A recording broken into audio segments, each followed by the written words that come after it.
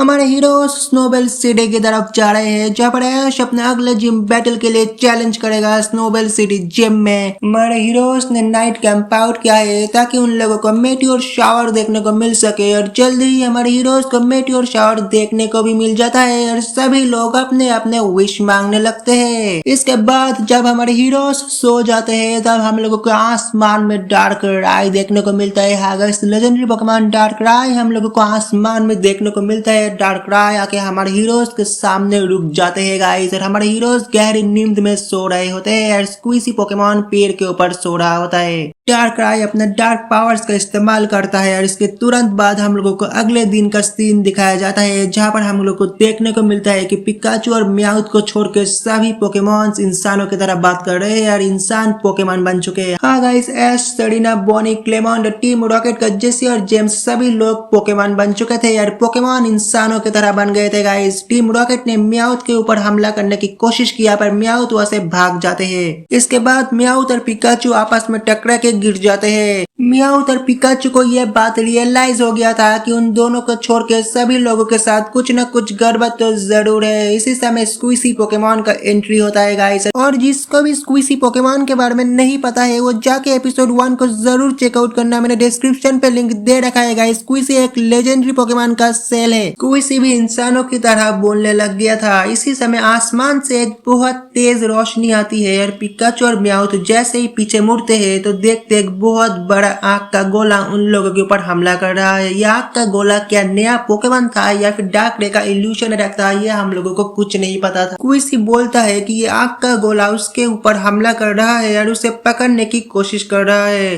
Pikachu, mouth और स्क्वीसी वहां से भाग जाते हैं और पानी के अंदर कूद जाते हैं उस आग के गोले से बचने के लिए। इसके बाद स्क्वीसी पिकाचू और म्याउथ से कहता है कि उसे घर वापस जाना है। स्क्वीसी बोलता है कि कैलोस खतरे में है और कैलोस को बचाने के लिए स्क्वीसी को अपना पावर वापस चाहिए। पिकाचू और म्याउथ पूरा शॉक हो जाते हैं ये बात को सुन के। इसके बाद स्क्वीसी पिकाचू और म्याउथ को उसको टच करने के लिए कहता है, और जैसे ही पिकाचू और म्याउथ स्क्वीसी को छूते हैं तो स्क्वीसी ट्रांसफॉर्म होकर बन जाता है एक बड़ा सा ज़ायगेट पोकेमॉन है। ज़ायगेट एक लेजेंडरी पोकेमॉन है जो कि पोकेमॉन XYZ सीरीज का लेजेंडरी ट्रायोस में से एक है गाइस। ये देख के पिकाचू बहुत जोर से चिल्लाता है। अगले सीन में हम लोगों को पता चलता है ये सब कुछ पिकाचू का एक बुरा सपना था गाइस, और असल में ये सेम सपना म्याउथ भी देख रहा था गाइस, और ये सब कुछ कंट्रोल कर रहा था डार्क रे का। इस डार्क रे हमारे हीरोज को कुछ बताने की कोशिश कर रहा था कि फ्यूचर में क्या होगा उन लोगों के साथ। इसके बाद हमारे हीरोज उठ जाते हैं और स्क्वीसी पोकेमॉन को ढूंढने लगते हैं। स्क्वीसी उन लोगों के पास नहीं था, पर असल में स्क्वीसी पेड़ के ऊपर सो रहा था, पर हमारे हीरोज को नहीं मालूम था इस बात को। दूसरी तरफ से म्याउथ भी स्क्वीसी को ढूंढने की कोशिश करता है और इस बार फिर से म्याउथ और पिकाचू आपस में टकरा जाते हैं और उस दुनिया में वापस चले जाते हैं। हाँ गाइस, सपनों की दुनिया में पिकाचू और म्याउथ वापस चले जाते हैं और ये सब कुछ कंट्रोल कर रहा था डार्क राय गाइस। म्याउथ और पिकाचू की मुलाकात इस बार फिर से स्क्वीसी से होता है सपनों की दुनिया में, और उस आग के गोले ने इस बार फिर से हमला किया म्याउथ, पिकाचू और स्क्वीसी के ऊपर। म्याउथ और पिकाचू स्क्वीसी को लेके भाग जाते हैं, पर उस आग के गोले ने सब कुछ तबाह कर दिया था गाइस। आगे सब कुछ जला के राख कर दिया था उस आग की गोले ने। इसी समय स्क्वीसी एक जले हुए पेड़ के पास जाता है और चमकने लगता है। स्क्वीसी ने अपना पावर इस्तेमाल किया और पूरे जले हुए जगह को एक फॉरेस्ट में ट्रांसफॉर्म कर दिया गाइस। पिकाचू और म्याउथ ये देख के शॉक हो जाते हैं कि एक छोटा सा पोकेमॉन ऐसा कैसे कर रहा है। इसके बाद स्क्वीसी म्याउथ और पिकाचू से कहता है कि इस फॉरेस्ट के उस पार उसका घर है गाइस। इसके बाद पिकाचू और म्याउथ स्क्वीसी को लेके भागने लगते हैं उसे घर पहुंचाने के लिए, पर इसी समय काले बादल आसमान में छा जाते हैं। म्याउथ को कुछ गड़बड़ लगता है। इसी समय सामने से उस आग के गोले ने हमला किया म्याउथ के ऊपर और म्याउथ को बुरी तरह घायल कर दिया गाइस। और पिकाचू इस टाइम रेडी था और पिकाचू ने थंडरबोल्ट अटैक से हमला किया उस आग के गोले के ऊपर, पर उसका कोई असर नहीं होता गाइस। इसके बाद हम लोगों को फ्रॉकी, डेलफॉक्स और डिगर भी पोकेमॉन देखने को मिलता है और सभी पोकेमॉन इंसानों की भाषा में बात कर रहे होते हैं। सभी पोकेमॉन उस आग के गोले से बैटल कर रहे होते हैं, पर बैटल के दौरान अचानक से डिगर भी डी-इवॉल्व होके बनरबी में तब्दील हो जाता है। मुझे पता नहीं ऐसा कैसे हो रहा था गाइस, पर ऐसा हो रहा था क्योंकि ये सपनों की दुनिया था और इस दुनिया को कंट्रोल कर रहा था डार्क रे गाइस। इसके बाद बाद पैंचम और चेस्पिन आते हैं पिकाचू म्याउथ और स्क्विज की मदद करने के लिए और पैंचम और चेस्पिन अचानक से फुल्ली इवॉल्व हो जाते हैं पैनगोरो और चेज़नॉट में गाइस। आगे पैंचम और चेस्पिन फुल्ली इवॉल्व स्टेज में चला जाता है। मुझे पता नहीं ये सब कैसे हो रहा था पर ये सब हो रहा था गाइस। इसके बाद सभी पोकेमॉन मिलके उस बड़े से आग के गोले को हटा देते हैं और इसी समय पिकाचू सपनों की दुनिया से बाहर आ जाते हैं गाइस। म्याउथ भी बाहर आ जाता है सपनों की दुनिया से और हमारे हीरोज को उन लोगों के सामने डार्क रे दिखाई देता है गाइस। तो डार्क रे गायब हो जाता है। तो दोस्तों पोकेमॉन XYZ सीरीज एपिसोड 5 यहीं पर खत्म होता है और जिन्होंने भी पहले के एपिसोड को नहीं देखा जाके देख लीजिए गाइस। डिस्क्रिप्शन में मैंने लिंक दे रखा है, चैनल पे अपलोडेड है गाइस।